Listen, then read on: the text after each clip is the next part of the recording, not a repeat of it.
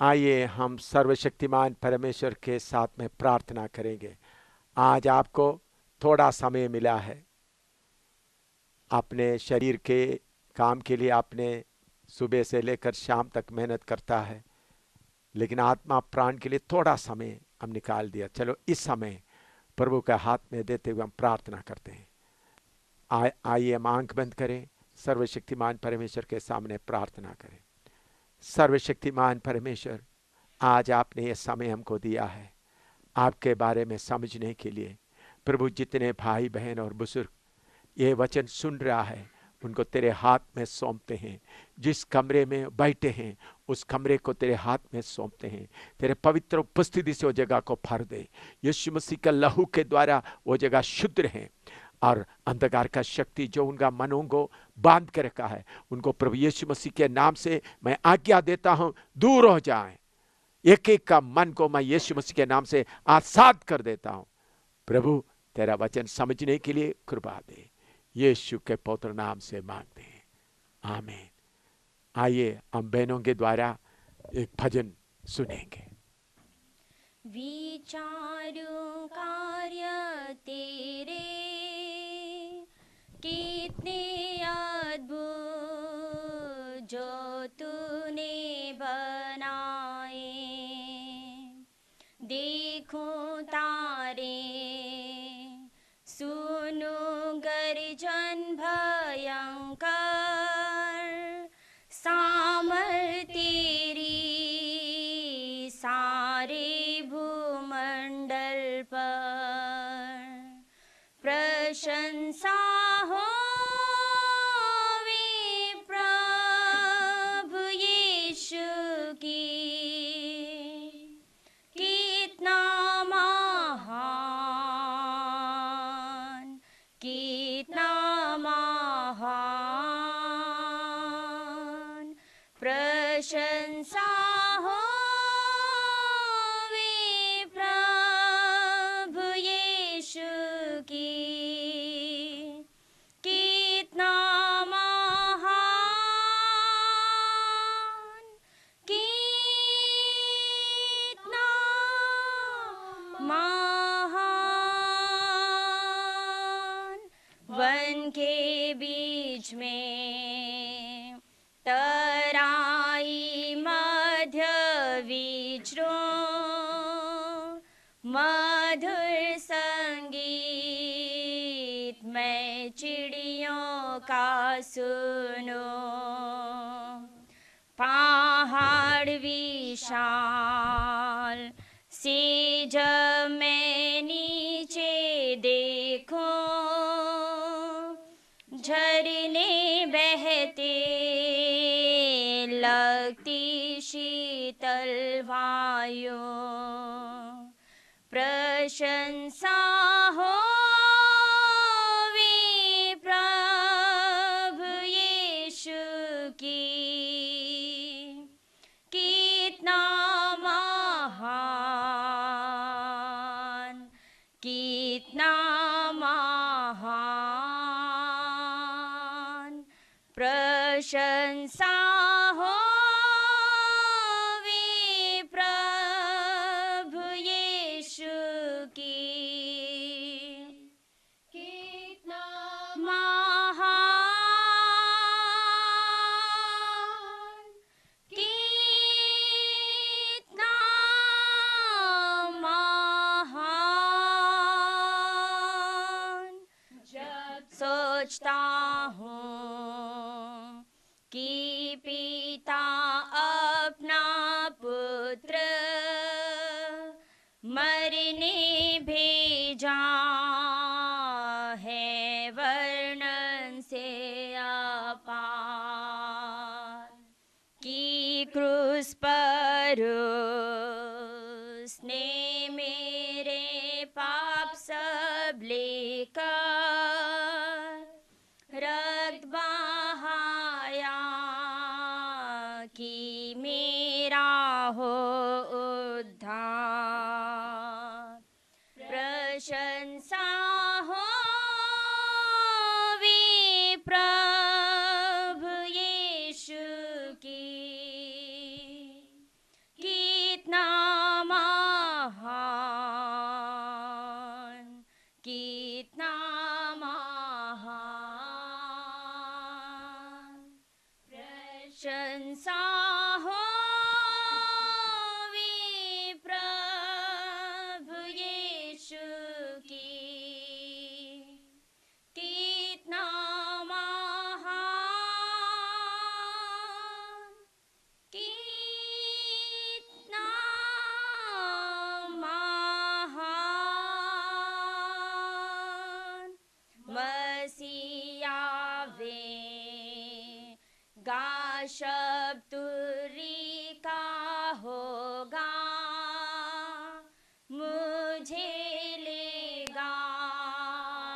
जहाँ आनंद महान, मैं झुकूंगा साथ आदर भक्ति दीनता, और गाऊंगा प्रभु कितना महान। प्रशंसा हो प्रभु यीशु की, कितना महान, कितना महान। प्रशंसा हो प्रभु यीशु की, कितना महान, कितना महान। हमारा सर्वशक्तिमान परमेश्वर कितना महान है। पिछले सीडी के द्वारा आपने मनुष्य का उद्भव कैसा हुआ, पाप का आरंभ कैसा हुआ, कैसा शैतान की शक्तियां मनुष्य की आवश्यकताओं को पूरा करने का आड़ में अलग अलग तरीके से लोगों को मूर्ति बनाने, ऐसा बातों के बारे में सुना। और पाप का माफी कैसा हो सकता है। आइए आज हम इस वक्त में परमेश्वर कौन है करके थोड़ा समझने के लिए कोशिश करें। आजकल लोगों के मन में एक ख्याल है, परमेश्वर तो एक ही है, अलग अलग नाम से जाना जाता है। कुछ लोग बोलते हैं परमेश्वर एक ही है तो उनका रूप बहुत है। कुछ लोग बोलते 33 करोड़ में हैं, अलग अलग रूप में परमेश्वर प्रकट हो जाता है। आइए परमेश्वर के बारे में समझने के लिए हम थोड़ा कोशिश करें। जैसा मैंने पहले आपको बताया धर्मशास्त्र के बारे में, जो परमेश्वर मनुष्य को दिया गया है, उस पुस्तक में या पवित्र बाइबल में इसके बारे में अच्छी तरह से विवरण दिया गया है। तो शुरू में हम एक वचन पढ़ते हैं, पहला कोरिन्थी 2:9-12 तक। पहला कोरिन्थी 2:9-12 तक। परंतु जैसा लिखा है कि जो आँख ने नहीं देखी और कान ने नहीं सुना और जो बातें मनुष्य के चित्त में नहीं चढ़ी, वे ही हैं जो परमेश्वर ने अपने प्रेम रखने वालों के लिए तैयार की है। परंतु परमेश्वर ने उनको अपनी आत्मा के द्वारा हम पर प्रकट किया, क्योंकि आत्मा सब बातें वरन परमेश्वर की गूढ़ बातें भी जांचता है। मनुष्यों में से कौन किसी मनुष्य की बातें जानता है? केवल मनुष्य की आत्मा जो उसमें है। वैसे ही परमेश्वर की बातें भी कोई नहीं जानता, केवल परमेश्वर का आत्मा। परंतु हमने संसार की आत्मा नहीं, परंतु वह आत्मा पाया है जो परमेश्वर की ओर से है, कि हम उन बातों को जाने जो परमेश्वर ने हमें दी हैं। मेरे प्यारों, अजीजों, बुजुर्गों, इसके पहले आपने सुना मनुष्य अपना बुद्धि से कैसा अलग अलग रूप बनाकर उसके सामने रोता है। परमेश्वर की गूढ़ बातों को मनुष्य नहीं जान सकता। परमेश्वर की गूढ़ बातों को, डीप थिंग्स ऑफ गॉड, परमेश्वर की आत्मा के द्वारा ही मालूम कर सकता है। हमारा बुद्धि के द्वारा, हमारा ज्ञान के द्वारा, हमारा तजुर्बा के द्वारा सर्वशक्तिमान सृष्टिकर्ता के बारे में समझ नहीं सकता। कई साल पहले सोवियत यूनियन, जो रशिया का पहले सोवियत यूनियन, एक अंतरिक्ष यान, एक स्पेसशिप अंतरिक्ष में भेजा। उसमें यूरी गगारिन नाम से एक व्यक्ति उस अंतरिक्ष यान में, स्पेस में चले गए। उधर से जाकर वापस आने के बाद यूरी गगारिन सारे दुनिया को यह बताया, बीबीसी वगैरह में यह ऐलान किया गया था। यूरी गगारिन अंतरिक्ष में जाकर परमेश्वर को ढूंढा, इधर उधर ढूंढ कर देखने से परमेश्वर को नहीं मिला, और वापस आकर बोलने लगा, मैंने अंतरिक्ष में आकर परमेश्वर को ढूंढा, परमेश्वर ऐसा कोई व्यक्ति उधर नहीं है, इसलिए परमेश्वर ऐसा कोई व्यक्ति नहीं है। इस मूर्खता को मैं इस उदाहरण के तौर पर बताना चाहता हूं। मान लो बारिश के समय है, कभी कभी बारिश के समय में गीला मिट्टी जिधर है, या नदी के किनारे या कुआं के किनारे गीला मिट्टी रहते, उधर में नीचे कीड़े रहता है। जब बारिश के समय में एक कीड़ा बाहर निकल आ गया, चारों तरफ घूम कर देखा यूरी गगारिन कहां है, तो उनको यूरी गगारिन को नहीं मिला। फिर बोलने लगा, देखो मैं पृथ्वी में आकर, ऊपर आकर चारों तरफ यूरी गगारिन को ढूंढ कर देखा, यूरी गगारिन नहीं है। ऐसा एक कीड़ा बोलेगा तो कितना मूर्खता होगा। इसी मुताबिक यूरी गगारिन साइंसदान है, अंतरिक्ष यान में बाहर गए, लेकिन वो कीड़े जैसा मनुष्य उधर थोड़ा घूम कर देखने के बाद बोलता है, मैं परमेश्वर को देखा, ढूंढा, नहीं मिला। मेरे प्यारों, परमेश्वर कितना महान है, यह बात आप समझना बहुत जरूरी है। आइए उसके लिए प्रकाश भजन संहिता 19 का 1 से 4 तक थोड़ा पढ़ते हैं। भजन संहिता 19 का 1 से 4 तक, साम 19 1 to 4। आकाश ईश्वर की महिमा वर्णन कर रहा है और आकाश मंडल उसकी हस्तकला को प्रकट कर रहा है।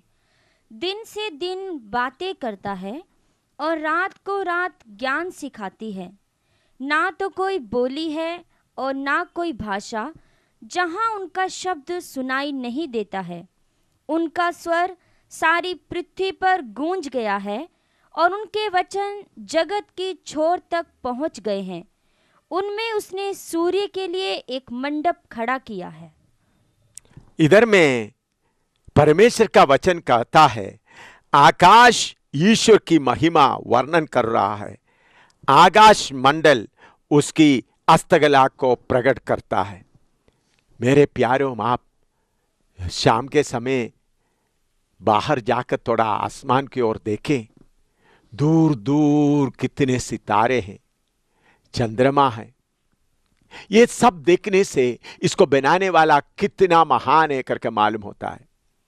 एक घटना ऐसा हुआ, आप सब जानते हैं, sir Isaac Newton. Isaac Newton को साइंटिस्ट का बाप कहते हैं, फादर ऑफ साइंटिस्ट। उन्होंने परमेश्वर के ऊपर विश्वास करने वाला एक साइंसदान था। एक दिन में उन्होंने अपना कमरे में एक छोटा सा टेबल में सूरज का, पृथ्वी का, बाकी ग्रहों का एक मॉडल बनाकर उसको घुमाते हुए कुछ सीख रहा था। उस वक्त उनका एक दोस्त, वो भी साइंसदान है, लेकिन वो बोलते थे परमेश्वर ऐसा कोई चीज है ही नहीं। उन्होंने अचानक आ गया तो उस वक्त आइजैक न्यूटन जो बड़ा साइंसदान है, वो पृथ्वी को घूमते हुए कुछ सीख रहा है, घुमाते हुए सीख रहा है, सूरज को घुमाते हुए सीख रहा है, जो ग्रह है उनको घुमाते हुए कुछ सीख रहा था। एक खूबसूरत मॉडल था। तो उन्होंने उस मॉडल को देखकर आइजैक न्यूटन से पूछा, ये मॉडल कौन बनाया?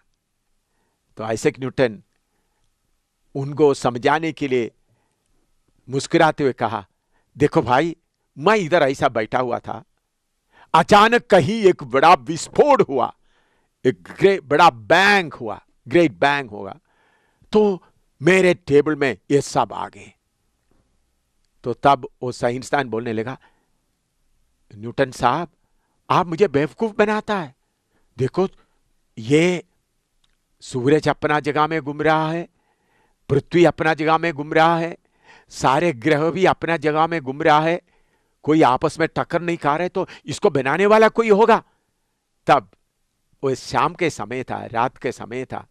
आइजैक न्यूटन उस साइंसदान को हाथ पकड़कर बाहर लेके आया और चंद्रमा को दिखाया, सितारों को दिखाया।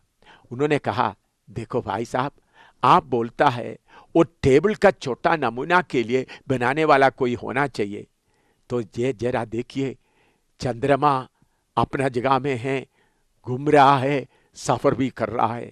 सितारा कितना घूम रहा, कितना है, और कितना प्लैनेट्स, ग्रह घूम रहा है।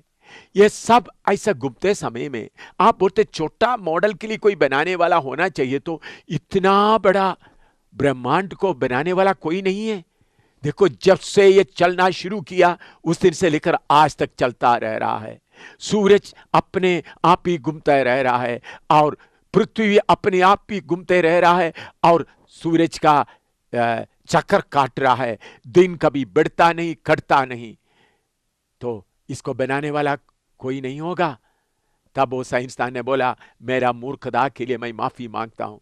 कुछ लोग बोलता है ग्रेट बैंग थियरी, कहीं भी कोई विस्फोट हुआ, विस्फोट के द्वारा पृथ्वी आ गया तो घूमना शुरू कर दिया, उसके बाद सूरज आ गया, वो घूमना शुरू हो गया, और ग्रह आ गया, वो घूमना शुरू हो गया, और कुछ ग्रह घूमते घूमते ठंडा हो गया। मेरे प्यारों, ये कितना मूर्खता है। अगर कहीं विस्फोट होगा तो जो चीज है वो बर्बाद हो जाता है। विस्फोट के द्वारा कहीं भी कोई चीज बनता नहीं, और विस्फोट के द्वारा कोई टुकड़ा दूर चले गया तो उस स्पीड से घूम रहा है, तो शुरू में बड़ा तेजी से घूमेगा, और चलते चलते चलते चलते उसका स्पीड कम होगा। आपको मालूम है, जब से पृथ्वी कायम हुआ है उस वक्त से लेकर आज तक पृथ्वी उसी रफ्तार में घूम रहा है, सूरज भी उसी रफ्तार में घूम रहा है। उसका सबूत क्या है? हमारा दिन रात लंबा नहीं होता। पहले 30 घंटा नहीं था, पहले भी 12 घंटा रात था, 12 घंटा दिन था। तो जब से ये शुरू हुआ तब से लेकर आज तक ये की जैसा चल रहा है। मौसम भी ठीक समय पर आ रहा है। इससे हमको क्या मालूम होता है? आसमान का सितारे, आसमान का सूरज, चंद्रमा, ग्रह सर्वशक्तिमान परमेश्वर के बारे में प्रकट करता है। उसके साथ पढ़िएगा आयुब 26 का 7, जोब 26:7, आयुब 26 का 7। वह उत्तर दिशा को निराधार फैलाए रहता है और बिना टेक पृथ्वी को लटकाए रखता है। हाँ, देखिए, बिना टेक पृथ्वी को लटकाए रखता है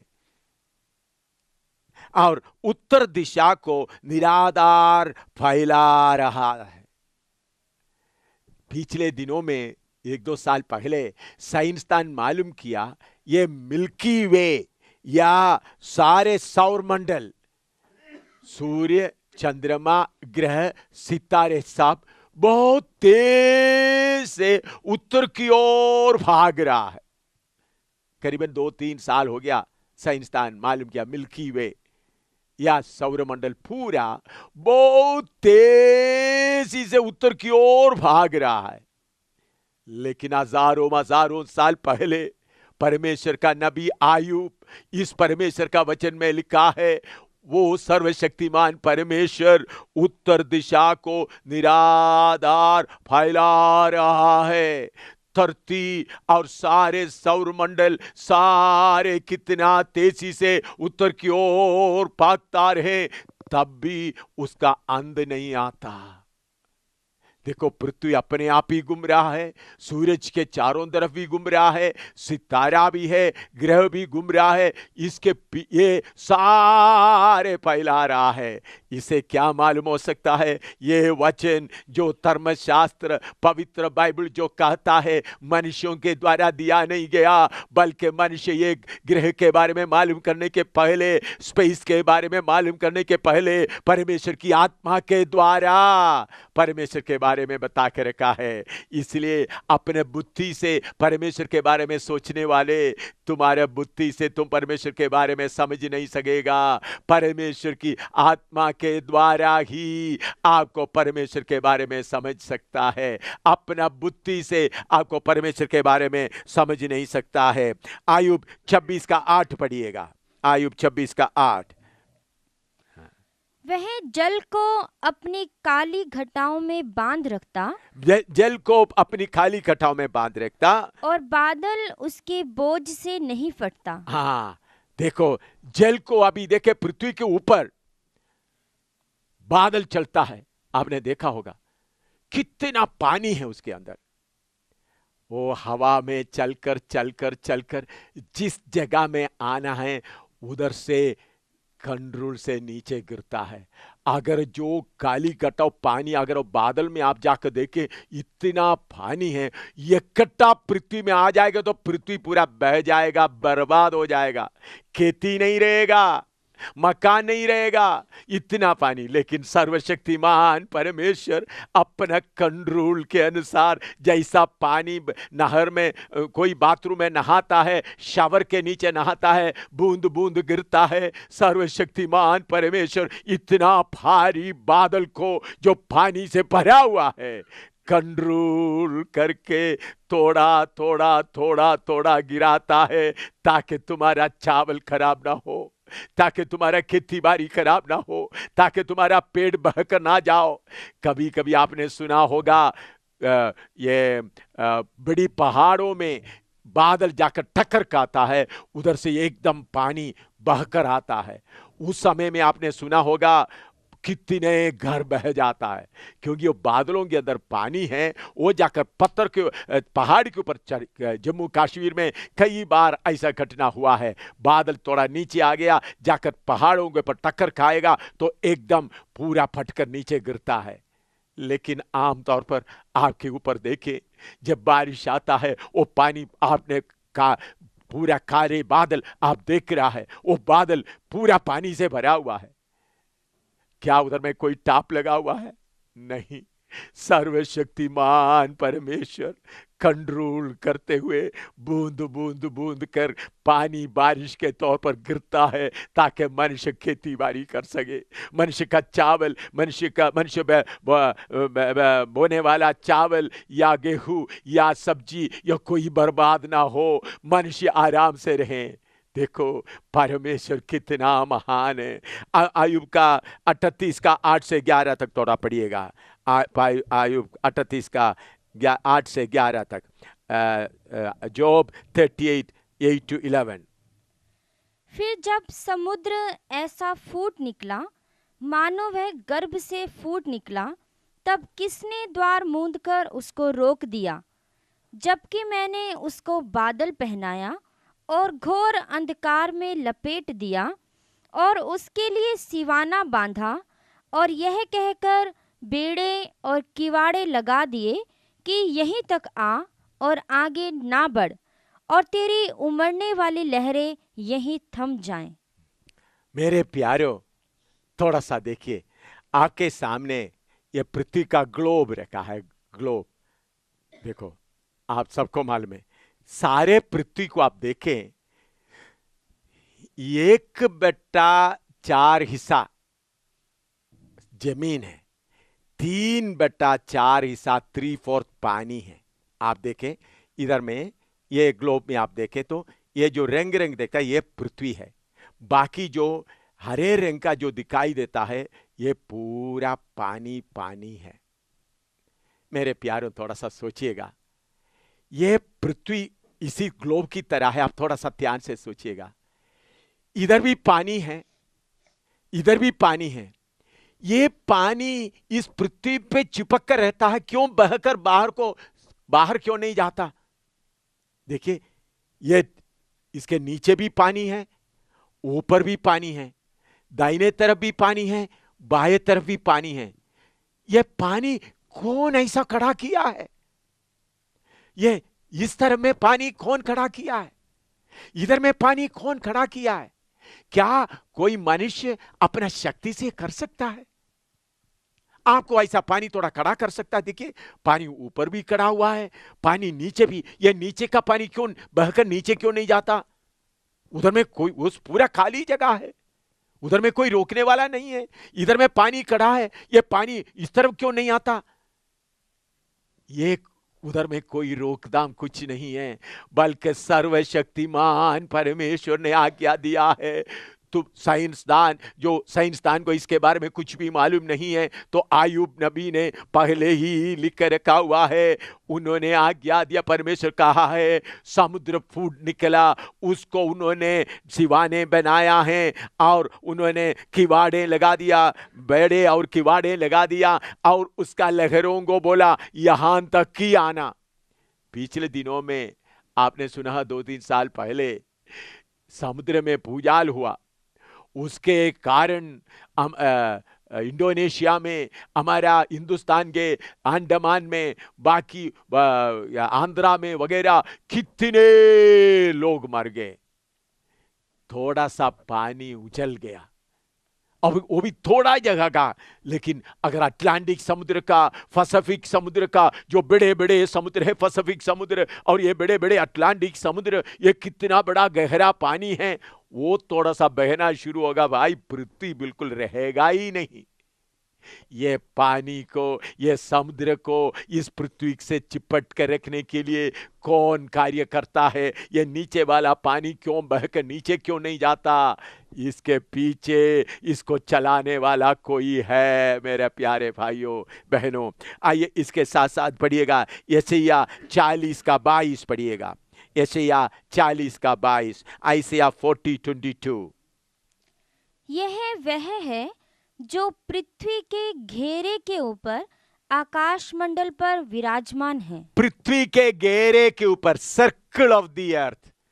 हमारे बाप दादा पहले सोचते थे पृथ्वी चपटा है, इसके नीचे कोई हाथी है या शेषनाग, उसका फन के ऊपर पृथ्वी बैठा है।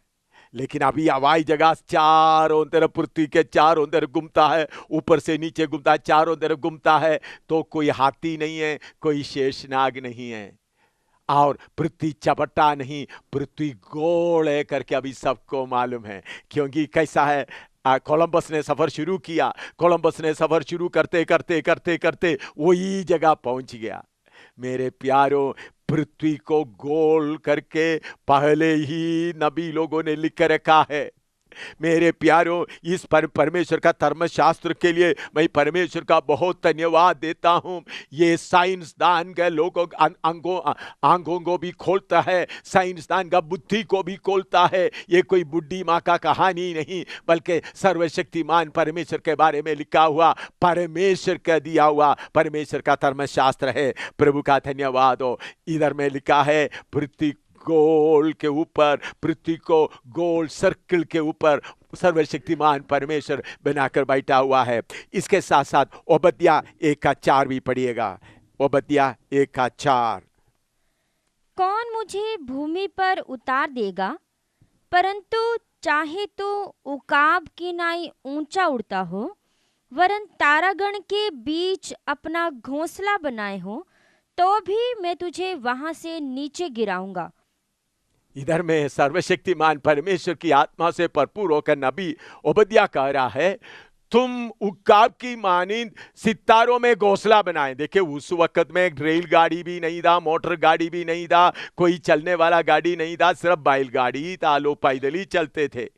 कोई बिजली नहीं था, कोई मोटर नहीं था, आम बस भी नहीं थे। लेकिन उस वक्त आत्मा के द्वारा उनको मालूम हो गया, हो सकते मनुष्य सितारों के बीच में जाएंगे। अभी आपको मालूम है अमेरिका सबसे पहले उन्होंने अपना स्पेस क्राफ्ट या अंतरिक्ष यान भेजा, उसका नाम था ईगल।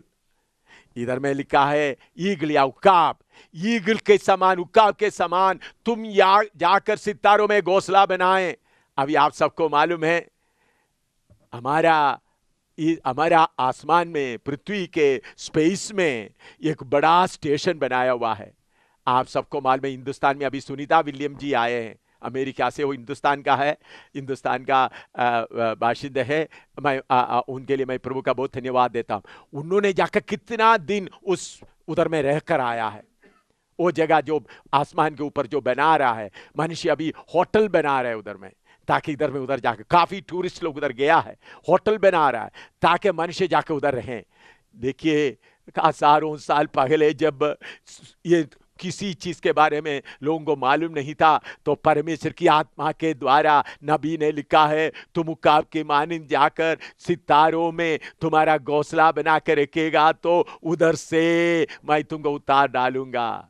मनुष्य को रहने के लिए सितारों में जगह नहीं, ये पृथ्वी है, इधर से उधर जाना है तो घोंसला उधर जाकर बनाना है। इसलिए आजकल उधर जाकर कार्य चल रहा है। जब मैं ये बात बता रहा है, आप ये बात सुन रहा है, हमारे सिर के ऊपर आसमान में उस स्टेज का काम चलते रह रहा है, आप अखबारों में उस बात के बारे में सुन रहा है।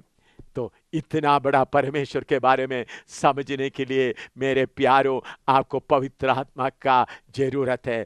और उसके साथ मैं एक बात आपको बताना चाहता हूं, पहला तिमोथी 3:15 और 16। पहला तिमोथी 3:15 और 16 कि यदि मेरे आने में देर हो तो तू जान ले कि परमेश्वर का घर जो जीवते परमेश्वर की कलीसिया है और जो सत्य का खंबा और नेव है, उसमें कैसा बर्ताव करना चाहिए।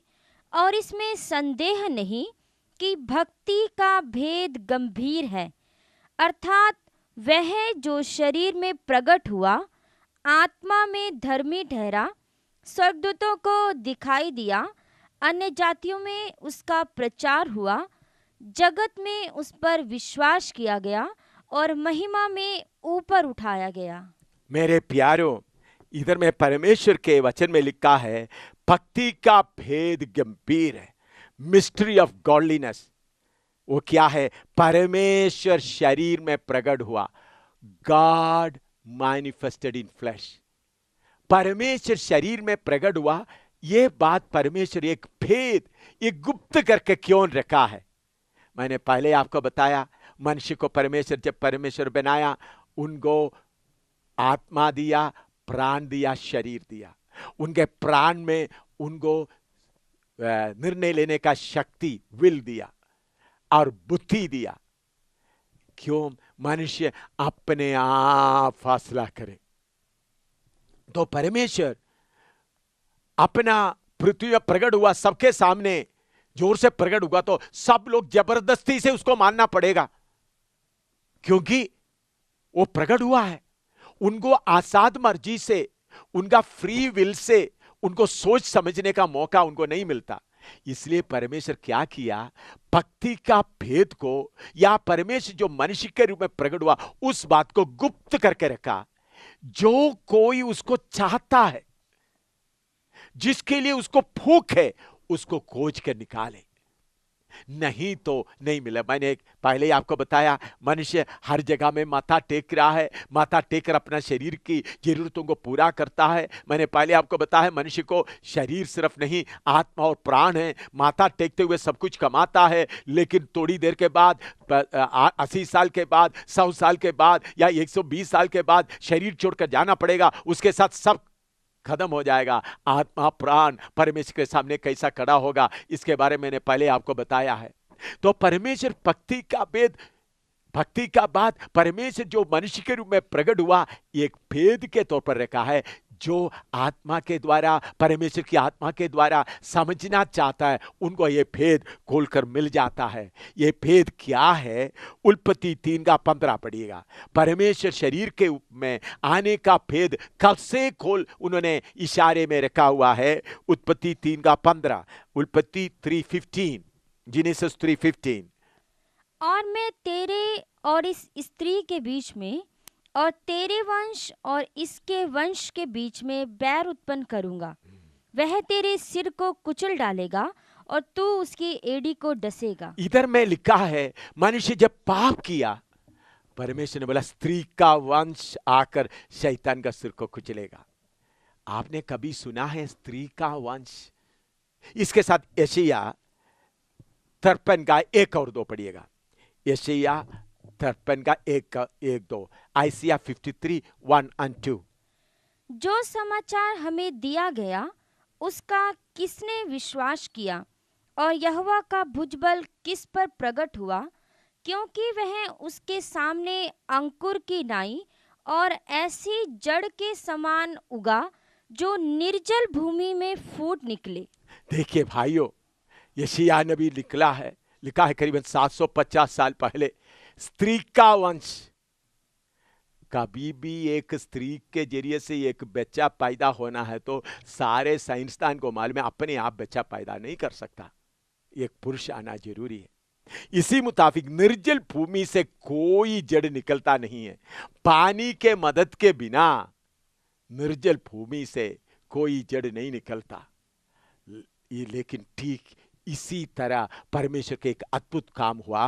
वो पढ़िएगा यशायाह 7:14 पढ़िएगा, यशायाह 7:14।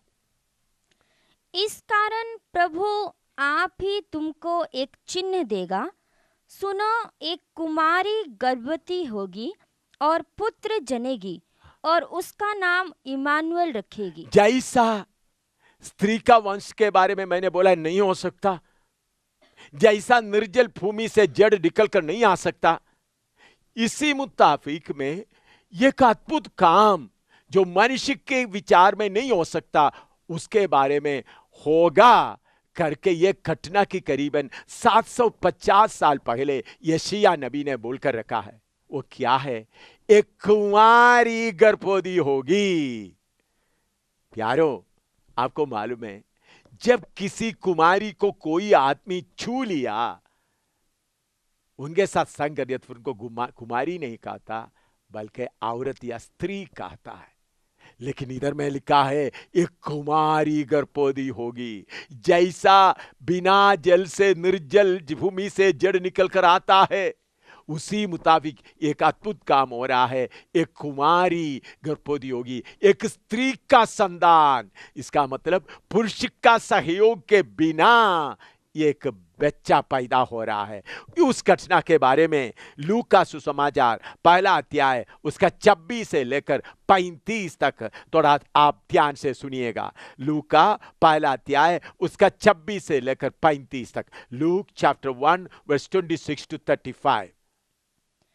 6वें महीने में परमेश्वर की ओर से जिब्राइल स्वर्गदूत गलील के नासरत नगर में एक कुंवारी के पास भेजा गया, जिसकी मंगनी यूसुफ नाम दाऊद के घराने के एक पुरुष से हुई थी। उस कुंवारी का नाम मरियम था। और स्वर्गदूत ने उसके पास भीतर आकर कहा, आनंद और जय तेरी हो, जिस पर ईश्वर का अनुग्रह हुआ है, प्रभु तेरे साथ है। वह उस वचन से बहुत घबरा गई और सोचने लगी कि यह किस प्रकार का अभिवादन है। स्वर्गदूत ने उससे कहा, हे मरियम, भयभीत न हो, क्योंकि परमेश्वर का अनुग्रह तुझ पर हुआ है। और देख, तू गर्भवती होगी और तेरे एक पुत्र उत्पन्न होगा, तो उसका नाम यीशु रखना।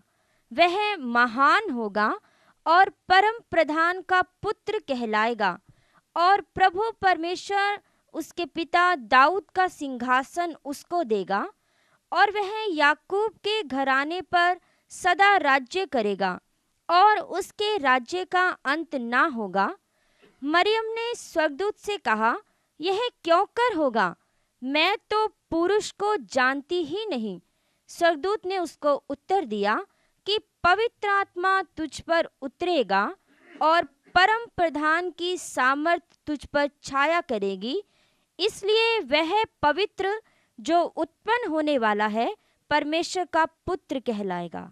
मेरे प्यारो, इधर में कैसा एक कुमारी गर्भवती हुआ करके लिखा है। वो कुमारी खुद कह रही है, मैं मनुष्य को जानती नहीं।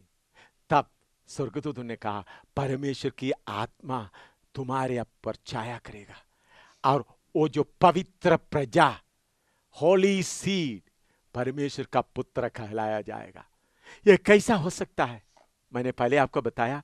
इस थोड़ा सा देखिए, इस पृथ्वी को बिना टेक से सर्वशक्तिमान परमेश्वर लटका के रखा है। आयुब ने कहा, परमेश्वर बिना टेक से इस पृथ्वी को लटका के रखा, कोई सपोर्ट नहीं। पहले कुछ साइंसदान लोगों ने बोलने लगा, आकर्षण अगर विकर्षण, अट्रैक्शन और रिपल्शन प्रिंसिपल के द्वारा पृथ्वी लटक रहा है। उसका मतलब सूरज के तरफ का खिंचाव के कारण ये पृथ्वी लटक रहा है। लेकिन बाद में जब साइंसदान को स्पेस जो काली जगह को नापा गया, तो उधर में पृथ्वी से कुछ जगह का दूर 93 मील है, कुछ जगह में 310 मील है। तो आकर्षण विकर्षण होगा तो बराबर में रहना चाहिए। लेकिन अभी साइंसदान बोलता है आकर्षण विकर्षण से पृथ्वी नहीं लटक रहा है। फिर लोग बोलने लगा ग्रेविटेशनल प्रिंसिपल या गुरुत्वाकर्षण शक्ति, गुरुत्वाकर्षण, ग्रेविटेशन। लेकिन अभी ग्रेविटेशन के बाद देखा तो इस पृथ्वी के बाद कितने ग्रह हैं और सब बड़े तेजी से उत्तर की ओर भाग रहा है। तब उन लोग बोलते हैं ग्रेविटेशन प्रिंसिपल भी, गुरुत्वाकर्षण शक्ति भी कार्य नहीं कर सकता। इस पृथ्वी को इसी मुताबिक लटका के रखने वाला सर्वशक्तिमान परमेश्वर को अपना आत्मा के द्वारा एक छोटी सी कुमारी की गर्भ में एक बेटा को पैदा करना कोई बड़ी बात है? जिस परमेश्वर ने बोला सूरज होने दे, सूरज कायम हुआ, चंद्रमा होने दे, चंद्रमा कायम हुआ, सारे तारामंडल कायम हुआ, इतना बड़ा हाथी, इतना बड़ा जानवर सब उनके शब्द से कायम हुआ। तो उनके आत्मा के द्वारा एक स्त्री का वंश तैयार हो रहा है। इसका जरूरत क्यों पड़ा? दुनिया की आदमी के द्वारा कोई होगा तो पहले मैंने बोला आदम के द्वारा सबके अंदर पाप आ गया है। मैंने आपको इसके पहले सीढ़ी में बताया, एक छोटा बच्चे कोई चीज उठा लिया, पीछे छुपा के रखा, तो आपने पूछे बेटा उठाए, तो बोले नहीं उठाया। आपने उनको झूठ बोलने के लिए नहीं सिखाया, फिर भी वो झूठ बोलना शुरू करता, क्योंकि उनके खून के अंदर पाप रहता है। जो पृथ्वी में जितने लोग पैदा हुआ, आदमी और औरत के संबर के साथ पैदा हुआ, सबके सब पापी है, सबके अंदर पाप का अंश है। इसलिए पाप के बिना आदमी और औरत के संभर के बिना एक व्यक्ति इस धरती में आया, इसलिए उसको स्त्री का वंश कहता है। इसलिए बोलता है कुमारी गर्भवती होगी। पाप के बिना एक आया है। बहुत तेरा गुरु लोग आया, अवतार लोग आया, नबी लोग आया, लेकिन सब स्त्री से पैदा हुए हैं। उन लोग बड़े अच्छे काम किया, उन लोग बहुत पापियों को मार डाला, लेकिन उन सब में से अलग मनुष्य के मदद के बिना, मनुष्य के सहारे के बिना एक कुमारी में एक बेटा पैदा हो रहा है। उसके बारे में उनका जन्म के करीबन 700 उनके बारे में मत्ती 1:23 में लिखा है। उनके जन्म के करीब 750 साल पहले यशायाह नबी ने उसके बारे में कह कर रखा है। पढ़िएगा मत्ती 1:23 कि देखो एक कुमारी गर्भवती होगी और एक पुत्र जनेगी और उसका नाम इमानुएल रखा जाएगा, जिसका अर्थ यह है परमेश्वर हमारे साथ। मेरे प्यारों, एक बात आप समझिएगा, सारे पृथ्वी का मरकज में सर्वशक्तिमान परमेश्वर का योजना हुआ है। परमेश्वर खुद ही मनुष्य का रूप धारण करके आया, इसलिए उसका नाम लिखा है इम्मानुएल। इम्मानुएल का मतलब परमेश्वर हमारे साथ। एक नबी हमारे साथ है करके नहीं, एक गुरु हमारे साथ है करके नहीं, एक अवतार हमारे साथ है करके नहीं, एक बाबा हमारे साथ है करके नहीं, बल्कि आसमान और जमीन को बनाने वाला, ये धरती को लटका के रखने वाला, ये बादल को बांध के रखने वाला, समुद्र को अपने कंट्रोल में रखने वाला, मुझको और आपको बनाने वाला मनुष्य का रूप धारण करके आया। मेरे भाई बहन, आज से करीबन 2000 साल पहले इस पृथ्वी में एक बड़ी घटना हुआ। इस पृथ्वी में बहुत बड़ी घटना हुआ। पृथ्वी बन गया, उसके बाद भाषा अलग अलग हो गया, बड़ा बाढ़ आ गया, बहुत भूचाल आ गया, ये सब बड़ी घटना है। लेकिन इन सब घटनाओं से बढ़कर, सब घटनाओं से ऊपर बढ़कर एक बड़ी घटना हुआ। वो क्या है? सृष्टिकर्ता, सृजनहार, इम्मानुएल, परमेश्वर एक मनुष्य के रूप में इस धरती में आया। और उस परमेश्वर के लिए मैं बहुत धन्यवाद देता हूं। उसका नाम क्या है? यशायाह 9:6 पढ़िएगा, यशायाह 9:6। क्योंकि हमारे लिए एक बालक उत्पन्न हुआ, हमें एक पुत्र दिया गया है, और प्रभुता उसके कांधे पर होगी, और उसका नाम अद्भुत युक्ति करने वाला, पराक्रमी परमेश्वर, अनंत काल का पिता और शांति का राजकुमार रखा जाएगा।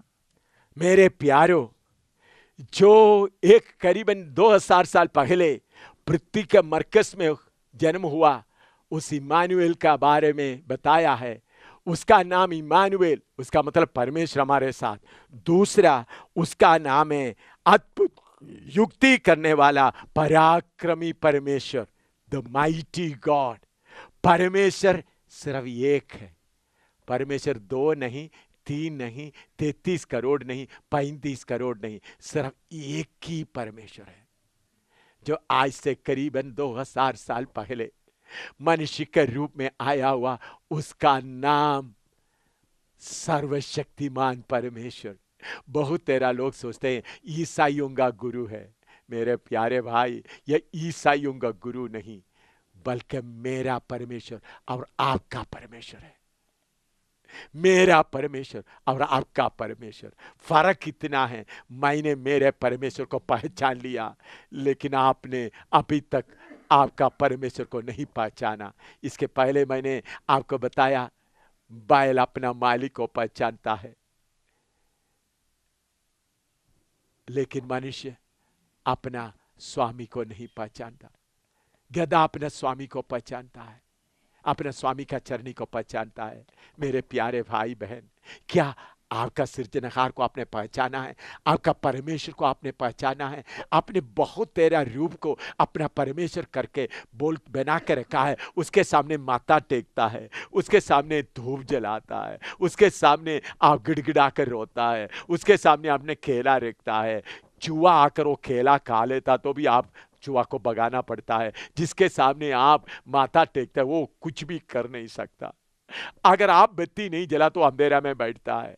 लेकिन आज मैं आपसे विनती करता हूं, मेरे बुजुर्गों, मेरे नौजवानों, भाइयों, तुम्हारा परमेश्वर को पहचानो।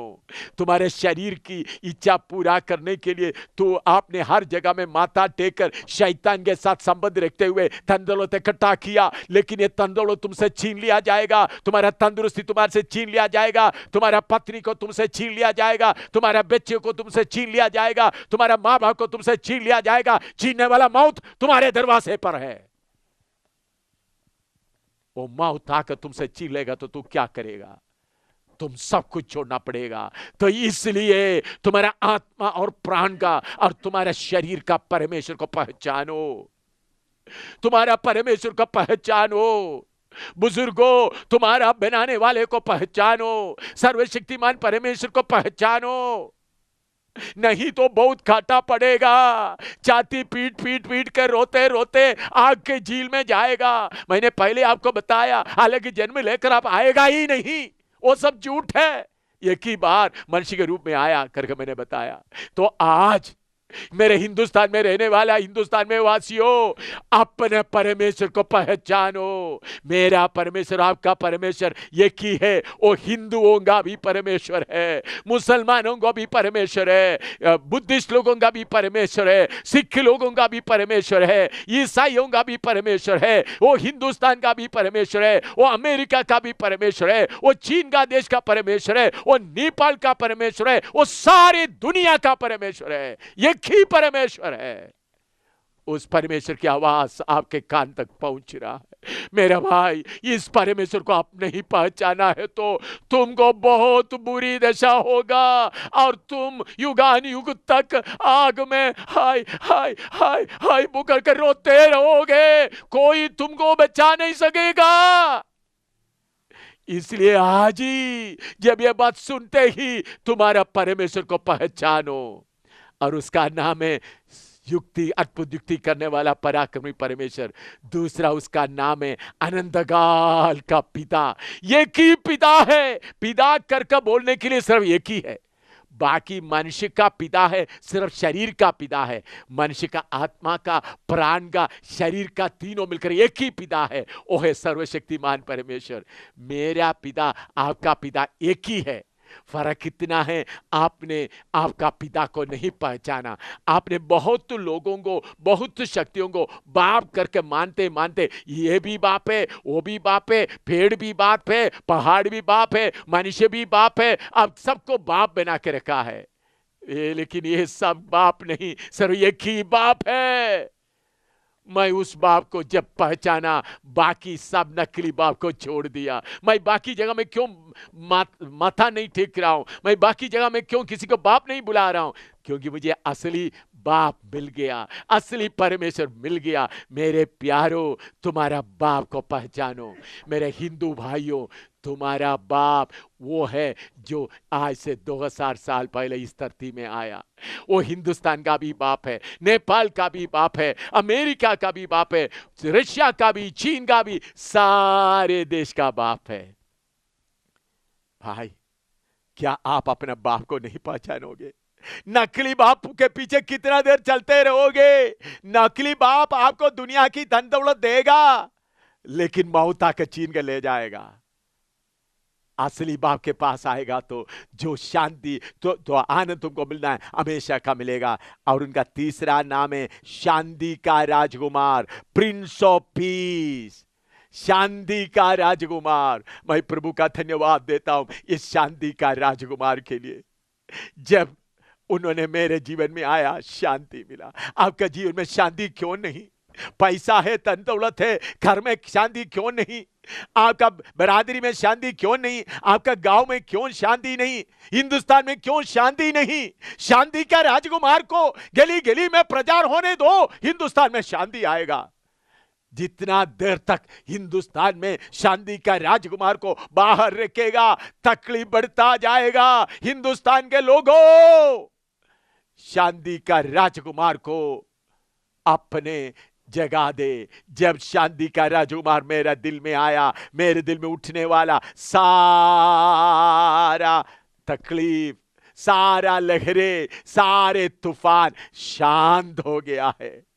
देखिए, ये शांति का राजकुमार, ये सर्वशक्तिमान परमेश्वर, अनंतकाल का पिता कितना अपने आप को छोटा करके आया। थोड़ा देखिए, कितना अपने आप को नम्र करके देखिए, और कितने लोगों के लिए आए है। लूका 2 का 10 से 12 तक पढ़िएगा।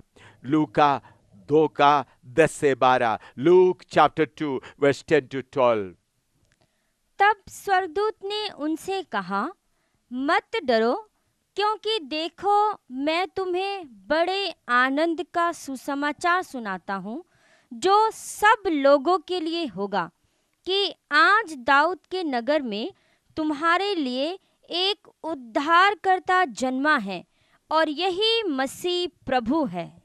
मेरे प्यारों, इधर में लिखा है एक गुड न्यूज फॉर ऑल, आनंद का सुसमाचार सब लोगों के लिए, ईसाई धर्म के लिए नहीं। मैं पहले आपको बताया, इसके पहले आपने देखा हुआ सीडी में, मैं ईसाई नहीं हूं, मैं क्रिश्चियन रिलीजन का नहीं हूं। ईसाई धर्म को भी मैं आदर देता हूं, बाकी हर धर्म को मैं आदर देता हूं।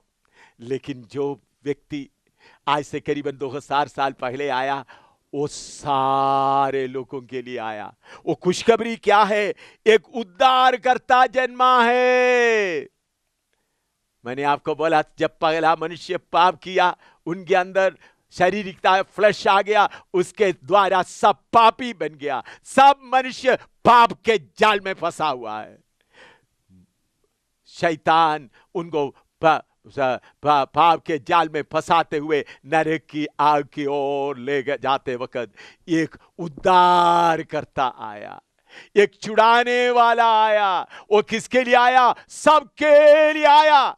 हिंदुस्तान के लोगों के लिए आया, अमेरिका के लोगों के लिए आया, यूरोप के लोगों के लिए आया, रूस के लोगों के लिए आया, चीन के लोगों के लिए आया, ये सब के लिए आया। उसका नाम है, इसलिए उसका नाम उद्धारकर्ता आया। और उसका निशान क्या है? उनको बालक को स्वाडलिंग क्लोथ, कपड़े में लपटा हुआ मिलेगा। देखो, उन्हीं दिनों में अगर कोई बच्चा जन्म लेता है तो माँ बाप क्या करता है? मुलायम लिनन कपड़ा में, बहुत नरम मुलायम कपड़ा में पाँव से लेकर सिर तक बैंडेज जैसा बांधे, क्योंकि गर्भ में गर्मी से रहा, पृथ्वी में आते वक्त ठंड लेकर बीमारी ना हो। लेकिन जिस मरियम और यूसुफ उनके पास था, उनके पास में इसका इंतजाम नहीं था, इसलिए उनको कपड़े में लपेटा। देखिए, सर्वशक्तिमान परमेश्वर कितना गरीब बनकर आया। उसका 2 का 7 भी थोड़ा पढ़िएगा। और वह अपना पहलौठा पुत्र जनी और उसे कपड़े में लपेटकर चरनी में रखा। मेरे प्यारों, चरनी में रखा, क्योंकि उनके लिए सराय में जगह ना थी। मेरे प्यारों, इतना बड़ा सर्वशक्तिमान परमेश्वर आपके लिए, मेरे लिए कितना गरीब बनकर आया, थोड़ा याद रखें। उन्होंने जन्म लेने के समय में उनके लिए कोई इंतजाम नहीं किया गया। ये एक अचानक प्रोग्राम है। जब मनुष्य पाप किया, आदि में ही बोला स्त्री का संतान आएगा। 750 साल पहले यशायाह नबी के द्वारा बोला स्त्री का संतान आएगा। ठीक करीबन 1 साल पहले स्वर्गदूत आकर बोला स्त्री का संतान आने वाला है। लेकिन उनके लिए कोई जगह नहीं। मैं देख रहा हूं यूसुफ और मरियम बैतलहम में शहर में घूम रहा है। अब उनके लिए, क्योंकि उन लोग सब अपना नाम लिखवाने के लिए उधर में आए थे, राजा ने ऑर्डर कर दिया, इसलिए आजकल नाम लिखवाने के लिए, सेंसस लेने के लिए घर में लोग आता है। लेकिन उधर उस दिनों में ऐसा नहीं था, सबको शहर में आना पड़ रहा था। जो रिश्तेदार शहर में हैं उन लोग अपने घर में गया। लेकिन यूसुफ और मरियम गरीब है, यूसुफ बढ़ई का काम कर रहा है, उनके पास इतना कुछ इंतजाम नहीं। सराय में आया, अपना गर्भवती औरत को लेकर, स्त्री को, मरियम को लेकर गया, थोड़ा सा जगह दे ताकि बच्चा जन्म लेने के लिए। लेकिन उन्होंने उधर में जगह नहीं दिया। आमतौर पर कोई आदमी सराय में जगह दे देता है, लेकिन उनके लिए सराय में भी जगह नहीं मिला। फिर चलते चलते जा रहा है। सर्वशक्तिमान परमेश्वर अपने आप को नम्र करते हुए सड़क में पैदा हुआ, रास्ते में पैदा हुआ। जैसा गाय या जानवर अपने बच्चे को पैदा करता है, तो आसमान और जमीन का मालिक अपने आप को छोटा करके सड़क में पैदा हुआ। मैंने गरीबों के बीच में सेवा करता हूँ, झुग्गी झोंपड़ी में रहने वालों के बीच में सेवा करता हूँ। मैंने देखा है उधर में जो झुग्गियों में अपने झुग्गी कागज से या पुराना बोरी बिस्तरा से उन्होंने अपना झुग्गी बनाता है। अगर जब उनका पत्नी बच्चा देने का समय होते वक्त कोई कागज या तारपाल से कोई पर्दा बनाता है, वो पर्दे में बच्चा जन्म लेता है। लेकिन राजाओं का राजा, प्रभुओं का प्रभु, सर्वशक्तिमान परमेश्वर इम्मानुएल जब पृथ्वी में आते वक्त वो पर्दा भी नहीं, सड़क में जानवर की तरह जन्म ले रहा है। तब उन्होंने दाहिने बाएं देखा, एक चरनी मिला, उस चरनी में उनको लटाया गया। आप लोग शायद देखते होंगे ईसाई धर्म के लोग क्रिसमस के समय में बड़ा सजा हुआ चरनी बनाते। हमारा सर्वशक्तिमान परमेश्वर चरनी में जन्म ऐसा सजाया हुआ चरनी में जन्म नहीं लिया, उन्होंने रास्ते में जन्म लिया, उनको चरनी में लटाया गया। देखिए परमेश्वर कितना आपके लिए अपने आप को नम्र करके आया। ये कौन है? ये चरनी में जन्म लिया, ये कौन है? यूहन्ना 1 का 1 पढ़िएगा। आदि में वचन था और वचन परमेश्वर के साथ था और वचन परमेश्वर था। आदि में वचन था, वो वचन परमेश्वर के साथ था, वो वचन परमेश्वर था। उसका 14 पढ़िएगा। और वचन देहधारी हुआ और अनुग्रह और सच्चाई से परिपूर्ण होकर हमारे बीच में डेरा किया। हाँ देखिए, वचन देहधारी हुआ। इसमें एक बात आपको समझाने के लिए मैं कोशिश कर रहा हूं। परमेश्वरत्व में हम देखते वक्त पिता, पुत्र, पवित्र आत्मा तीन है। जैसा एक मनुष्य में शरीर है, प्राण है, आत्मा है। आपके अंदर आप जो सुन रहा है, आपको एक शरीर है, एक आत्मा है, एक प्राण है। इसी मुताबिक ईश्वरत्व में पिता है, पुत्र है, पवित्र आत्मा है। हम मनुष्य होने के कारण हमारा आत्मा अलग नहीं जा सकता, हमारा प्राण अलग नहीं जा सकता, हमारा शरीर अलग नहीं जा सकता। लेकिन सर्वशक्तिमान परमेश्वर सर्वशक्तिमान होने के कारण पिता भी अलग हो सकता है, पुत्र भी अलग हो सकता है, पवित्र आत्मा भी अलग हो सकता है। ये तीनों मिलकर एक है, त्रिएक, ट्रिनिटी। लेकिन परमेश्वर होने के कारण तीन अलग अलग हो सकता है। इसके लिए ट्रिनिटी कहते हैं। इसका मतलब तीन परमेश्वर नहीं, एक ही परमेश्वर है। समझ लो, आपका नाम गुरदयाल सिंह है। गुरदयाल सिंह का आत्मा, गुरदयाल सिंह का प्राण, गुरदयाल सिंह का शरीर, तीनों मिलकर तीन नहीं व्यक्ति नहीं बनता, एक ही है। वो गुरदयाल सिंह का आत्मा है, गुरदयाल सिंह का शरीर है, गुरदयाल सिंह का प्राण है। इसी मुताबिक सर्वशक्तिमान परमेश्वर एक ही है। उसमें पिता अलग हो सकता है, पुत्र अलग हो सकता है, आत्मा अलग हो सकता है। क्या हुआ मेरे लिए, आपके लिए? परमेश्वर के अंदर से पुत्र निकल कर आगे आया। अभी गुरदयाल सिंह से आत्मा को बाहर निकालेगा तो गुरदयाल खत्म हो जाता है, या प्राण को निकालेगा तो गुरदयाल खत्म हो जाता। लेकिन परमेश्वर सर्वशक्तिमान होने के कारण उनके अंदर एक खूबी है, उनके अंदर से आत्मा निकल आ सकता है, उनके अंदर से पुत्र निकल आ सकता है। इसलिए आदि में जो वचन था वही परमेश्वर आपके लिए और मेरे लिए देहधारी हुआ। वो तीन परमेश्वर नहीं बल्कि एक ही परमेश्वर है। और उनका नाम क्या है? मत्ती 1:21 पढ़िएगा। मत्ती 1:21। वह पुत्र जनेगी और तू उसका नाम यीशु रखना, क्योंकि वह अपने लोगों का उनके पापों से उद्धार करेगा। मेरे प्यारों, जो इम्मानुएल, जो अनंत काल का पिता, जो सर्वशक्तिमान परमेश्वर है, जो शांति का राजकुमार है, उसको इस पृथ्वी में जब आया उनको एक नाम दिया गया। देखिए वो कौन है? अनंतकाल का पिता है, सर्वशक्तिमान परमेश्वर है, शांति का राजकुमार है, इम्मानुएल है, परमेश्वर हमारे साथ। उसका मतलब उसने मनुष्य का रूप धारण करके आए थे वक्त उनको एक नाम दिया गया है, यीशु। यीशु का मतलब है पापों से छुड़ाने वाला, जीसस।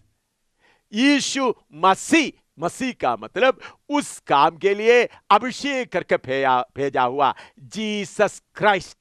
यीशु मसीह का मतलब पापों से छुड़ाने के लिए नियुक्त करके अभिषेक करके भेजा हुआ। तो सर्वशक्तिमान परमेश्वर पिता, पुत्र, पवित्र आत्मा में पुत्र जब बाहर निकल आया, आपके और मेरे पापों का बोझ उठाकर हमको पापों से छुड़ाने का काम में जब लग गया, उसका नाम यीशु मसीह रखा है। यीशु मसीह का मतलब ईसाइयों का गुरु नहीं। हर धर्म के लिए गुरु और नबी वगैरह होता है, हम उनको आदर देता है, लेकिन यीशु मसीह का मतलब तुम्हारा पाप को तुमसे छुड़ाने वाला। तुम पापी है, सारे मनुष्य पापी है, तुम्हारे पापों को तुमसे छुड़ाने के लिए सिर्फ एक ही आया है, इसलिए उसका नाम यीशु मसीह रखा है। असली में उसका नाम सर्वशक्तिमान परमेश्वर है, असली में उसका नाम अनंतकाल का पिता है, असली में उसका नाम शांति का राजकुमार है, असली में उसका नाम इम्मानुएल है। लेकिन तुम्हारा पापों से तुमको छुड़ाने के लिए आने के कारण उसका नाम यीशु मसीह रखा है। इसलिए यीशु मसीह को आप एक मामूली व्यक्ति नहीं समझना, तुम्हारा पापों को छुड़ाने के लिए।